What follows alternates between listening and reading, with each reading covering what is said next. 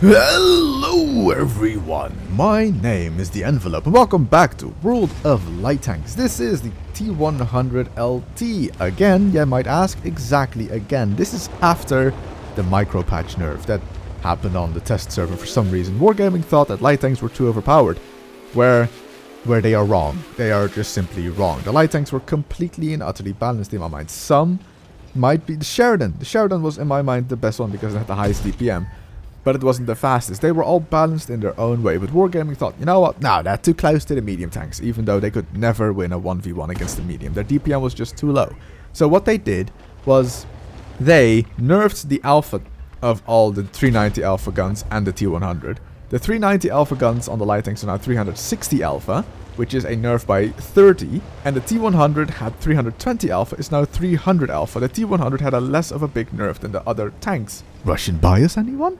But that's not the only thing. Whereas the T100 did have the lowest DPM by far, now it's only 20 less than the Rheinmetall Panzerwagen and 50 less than the WZ-1321. Which doesn't make sense. This was basically a buff for the Russian light tank.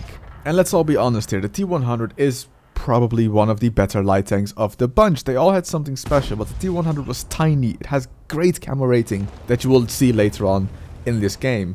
Tanks will come so close to me, but they can't spot me. And yes, I am on top of the mountain.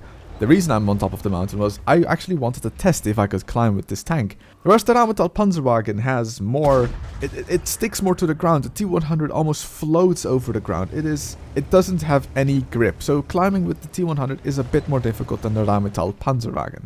And yes, there is nothing for me to shoot. And yes, I don't care that we're probably going to lose this game. I just wanted to see if I could get up the hill. It's the test server. I don't actually really care about winning. I just want to see and test tanks. And this was what I was trying to test. Now, there were three things that differed the light tanks from the medium tanks. Actually, four things. One is they had much less hit points. That's just light tanks, no hit points.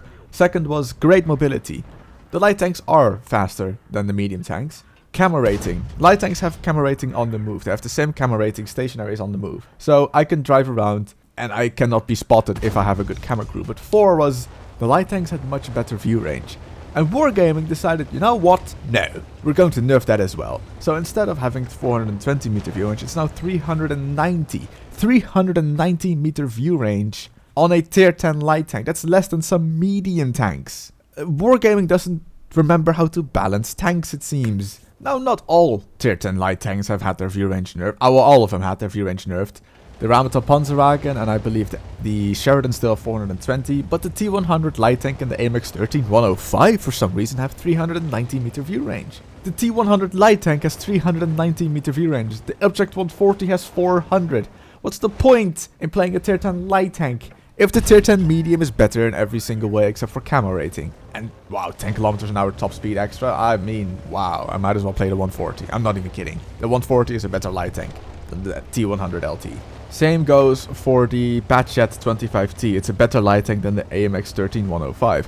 Oh, you want to know an interesting fact? All the DPMs of all the tier 10 light tanks was nerfed, right? I said that. The DPM was nerfed because the alpha was lowered. So now the T49, the tier 9, using the 90mm APCR gun, it now fires APCR, has more DPM than the Sheridan at tier 10. Let that sink in. Now, interesting fact is I was 1v7 in this game. When the Jagdpanther E100 died on my team, I was 1v7. Then the enemy made 2 team kills, then I was 1v5. That 183 can never ever spot me because the camo rating is so good and he doesn't realize I'm actually on top of the mountain. Yes, we're being capped. Yes, I don't care if I win this game, I just want to see how this tank performs on top of this mountain. I will never go on top of this mountain in a round, I'm probably in this tank. But hey, there we go. The enemy made another team kill. 1 versus 3. I know where the T57 Heavy is. I probably know where the Panzerwagen or the Jaeger is. They're probably close to my cap. So, oh, they stopped capping. Well, that's new and interesting. And now they're capping again. So, test server shenanigans. They do live on. Then there is the stun feature, which Wargaming hasn't touched at all. Apparently, that's the way they like it and the way other people like it. I've said enough about the stun feature in last time's video. It's stupid. It adds more negativity to artillery. I don't know why Wargaming thought this was a good idea. But, and here's the thing, someone asked me if I had this opinion because that was Quickie Baby's opinion. No, not at all. I agree with his opinion that artillery is now even more annoying. But when they announced that they were going to do a stun feature for artillery, I immediately had this idea of, that's a terrible idea. Because it doesn't matter if they nerf the damage, artillery will still do damage to me. And now my crew will also be worse. Like, I don't want to play the game for amount of seconds with a bad crew. Like, everything in this game is calculated. You can calculate it. But I cannot suddenly think, you know what, my crew's now 70%. What's my reload? What's my view range? What's this? What's that? What that? What that? I don't want to do that. I have my screws, I have my skills with my crew, and I'm used to that, and I don't want to lose that for amount of time. Yes, there are the consumables that are reusable, which I do actually like to a certain degree. I will explain that later. But I get stunned, I use my medkit to unstun my crew, but with the new template system, there's probably going to be more often 2 or 3 artillery in the game, and if they both decide to shoot me, then I will be stunned again, and then I don't have a repair kit or a med kit for my crew. So it's just, yes, it's somewhere it's a good idea because it's completely different than what they had before, but at the same time it's a bad idea because it will just be more and more annoying. So what is happening in this game? Well, the enemy team have decided they don't like each other, and about 4 of them killed themselves. I don't know, but look at this camera rating is so good that he can't spot me until I fire. So I got to reset the cap, and now I've got all the time in the world again to just have fun. I'm a light tank. I'm super duper fast. I can drive around the battlefield and completely own this guy if I play my cards right. So far he's gonna stay in cap, which means I know exactly where he is. So I have time to just move around. Maybe I can go through town and flank him from the other side. Maybe I can go through the middle and have a shot at him. Now you might be wondering, why didn't I go through the middle in the first place? Also here I'm checking exactly what my penetration is and checking if this was indeed after the micro patch, and it is, yeah, 300 alpha. Now he left the cap. This is very important because now I don't know where he is. I was thinking of flanking through the town, but I can't anymore because he might be going through the town. He might be going to my last known position. He might be going into the middle trying to cut me off. I don't know. My initial thought here is he's probably gone to E and F0, sitting on the edge of the water trying to be hold down, basically trying to defend my cap from me trying to defend it while he's trying to attack it. But in that case, if he had gone there, I would have spotted him, gone unspotted, and drove to his cap. He won't be fast enough to come back, he won't be fast enough to reset cap, or cap himself. But I find him going to my old position. And because these bushes are not see-through, I'm more than 15 meters away from it, he cannot see me as I fire. The muzzle flash of the gun will be hidden by the bushes. So I need a bit of a high roll to get my first color ban-offs.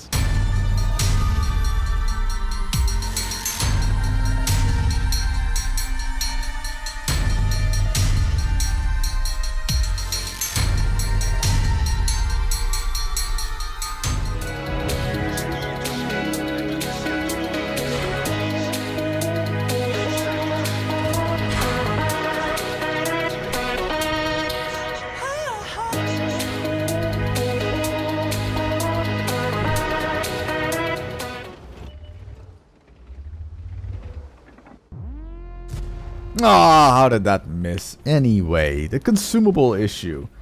I am happy that the consumables now come back. If I'm ammo-racked in that game, I can repair. And if I get ammo-racked again, I'll just have to be safe for a minute. I mean, I don't get to fire a lot in that minute anyway. I'm ammo-racked. But I can repair again after, okay, 90 seconds, not a minute. But still, I can repair my ammo-rack again, and my game is not completely over and ruined. That's good. I like that part. Same with crew members. If I have a small medkit and I have 2 crew members dying, I can heal them both eventually. No. The problem with this is, in Clan Wars and Strongholds, that is where the issue comes in. We would track people to make them use their repair kit, so if they got to be ammo-racked, they will be ammo-racked for the rest of the game. If they're tracked, we know they don't have a repair kit anymore. But here's the problem. Now we have to actually think about the fact that they can... Oh, goodbye, Lizzie. That they can repair anything we do to them. Like, it would always be fun to see someone on the enemy team ammo-racked. But I don't know. It's just... that will bring a new level to Strongholds and Clan Wars that we cannot purposefully shoot tracks to make sure that they will use their repair cats. Even if they would bring 2 repair cats, we just continuously retrack. No, that can't happen anymore. Yeah, we can retrack and retrack, but they can now also repair other stuff later on in the game if they play safe. Now this is the M41 Girlfriend Black Dog Black Tank Light Tank. Last year's Wargaming Grand League Finals tank. It has the Wargaming Grand League Finals skin on it. I can't be bothered anymore to put any different skin in the game. I'm kind of done with putting a lot of mods in a lot of tanks. It's fun to have it, but constantly having to look around and then Wargaming will slam out a micro patch that will ruin every single mod again. So I just stick to Quickie Baby's mod pack nowadays. If there is a Team HP pool mod, I will install it, but I can't be bothered anymore, seeing as the patch 9.18 will come out next week on the 18th on NA first. That's, I think, in the planning, because this is a patch that has quite a few changes. Wargaming doesn't want to put it out on a massive server cluster, which is RU first. If things go wrong, they don't want to ruin it for their player base. So they're gonna put it out on NA first, which has a smaller player base, and I heard it's dying anyway. If it's not, tell me in the comment section. I'm actually quite happy to know about this. But NA will get it on the 18th of April. However, EU and RU will get it like the 26th or 27th of April. There's a long time in between to make sure everything works. Now, it's actually kind of funny that NA is now basically not the scapegoat, no, the testing bunny rat, the test rat, that's it. NA is now the test rat for Wargaming to make sure everything works for the active player base. Because even Wargaming has realized that NA is not doing all too well. So the NA, I'm sorry, you are now the test rats of World of Tanks and Wargaming. So congrats on that. People still love you, but you might come out with blue hair and an extra tail. So why am I showing a M41 Girlfriend 90 replay? Well, one, I mean, it was a pretty okay game in my opinion. No, the thing is, next patch, nothing will change about this tank. It will stay at tier 8, and it will be almost overpowered, but not quite. It is now comparable to that of a tier 9 medium, and next patch it will stay at tier 8, but will be comparable to a tier 9 medium, but can be top tier all of a sudden. Just like in this game, the enemy has 2 tier 9s. So in this game, technically with the current matchmaking, 9.17.1, I am top tier. But next patch, I will be mid tier. Now the Jagdtiger hasn't been spotted yet and has a team kill actually. The enemy does have an M53-55, but that could as well be an M40, M43. So you could almost say that I am actually top tier in this game, because the Jagdtiger is either camping somewhere in the mountains or he's hiding in the back because he has not got the best stats and he might just think that's the best gameplay. And RT will always be RT. If it's a tier 7 hitting me or a tier 9 hitting me, I will probably die. Speaking of a Bulldog, the tier 7 now M41 Bulldog will be tier 8 next patch, and Wargaming had to give in to people complaining that the autoloader gun was removed at first, but now it came back. And on the first iteration of the the test server, it had the 10 autoloading gun, which was completely balanced at tier 7, and it's slightly overpowered in some people's opinion, but I thought it was pretty damn good at tier 7. So it got moved up to tier 8. None of the stats really changed for that gun, but suddenly everyone deemed it was overpowered. The tier 8 Bulldog was great. Nothing changed. It was always already a tier 8 Bulldog because of the matchmaking. It was a tier 8 medium tank in a tier 7 light tank code. So Wargaming nerfed that, and they nerfed it so really bad that they are actually gonna go to jail for this. Like, they beat it down to the ground and stabbed it a bit more while it was just already crying and a pulp of nothingness. What they did was, at first I only saw the reload of the autoloader gun being changed from 38 to 40 seconds. So I thought, you know what, that's not even that bad. I don't really mind 2 extra seconds. But then I saw that they removed 4 shells from the clip. It has now a 6-round autoloader with 40-second reload. Wargaming! Then you have the T71 at tier 7, which is a, I think, 6-shot clip with 15 seconds reload. What? So now you could almost say that the T71 at tier 7 is now a better tier 8 light tank than the M41 Bulldog is at tier 8. Wargaming, you actually don't make sense. What's wrong with you in the American light tank line? You have the T71, which has a better DPM than the Bulldog, and then you have the T49 with the 90mm having better DPM than the Sheridan with the 105mm. do we need to have to talk about how to balance tanks wargaming? Because what you did was the tier 9s are going to be almost better than the tier 10s. Although the tier 10s are still pretty okay. But they were good. They were good. They were fit in the game before that micro patch nerf. And then you nerfed them, and now they're poo pancakes. Like, there was no reason to nerf view range and DPM. I mean, if I'm in a light tank and I have to fire my gun, I would like to have a bit of DPM and not be outclassed by even tier 9 light tanks at some points. I mean, hello? Yeah, light tanks are not supposed to be comparable to medium tanks. I understand that. That's why they're faster, have better camera rating and more view range. Lower DPM they already had, so why lower it even more? It's fine. Okay, fair enough, wargaming. You nerfing the alpha damage is fine. 360 alpha is actually good. I like that. It's a new type of alpha in the game. It's completely different. But give them a bit of reload back so they still keep the same DPM. Oh. So yeah, the tier 10 light tanks. Wargaming thinks they're almost done. I think they still need a lot of work. I would not mind if this patch was to be delayed by a week or 3-4 so we can have more test server iterations so wargaming can balance them some more. Because right now, they are severely underpowered. They are. Especially, they are all just underpowered. They feel like tier 9 medium tanks at best. And that's really bad. And there are good tier 9 actually, no, they feel like tier 8 medium tanks is what they feel like at the moment in tier 10 matches. You can do a lot of damage, but at the same time make one mistake and you're out of it. Which is fair enough, that's light tank gameplay. But they just feel so underpowered. I have a question, by the way, for you guys. When the patch happens, 9.18, and when it comes to the EU, the tier 8 light tanks are going to move up to tier 9. Some tier 7 light tanks are going to move up to tier 8. Does that mean they are new tanks? Should I do a news episode on all the new light tanks that move up a tier or not? That's up to you. You decide that. Literally, if I read someone saying, yeah, do it, then I'll probably do it anyway, because I like to make videos. So, that's the thing. You answer in the comment section. Now, last game you saw me go up here, and this game I again go up here because I thought Archer was going to be somewhere in A8, A9, possibly where that Yak Tiger was, and that's a perfect place to spot them. Now, I got spotted back by the Yak Tiger, and I know Archer's going to aim for me. Now, here's the thing. I could farm the Yak Tiger, easy damage, yeah, please, more of that in my life, I'm quite happy to accept that. But the S51, look where he is on the minimap, he's got a GW Panther in front of him. I would much rather help my teammates in this point than shoot a possibly AFK or maybe banned Yak Tiger, who is just aiming outside of the map on a hill where I can find him back later on if needed.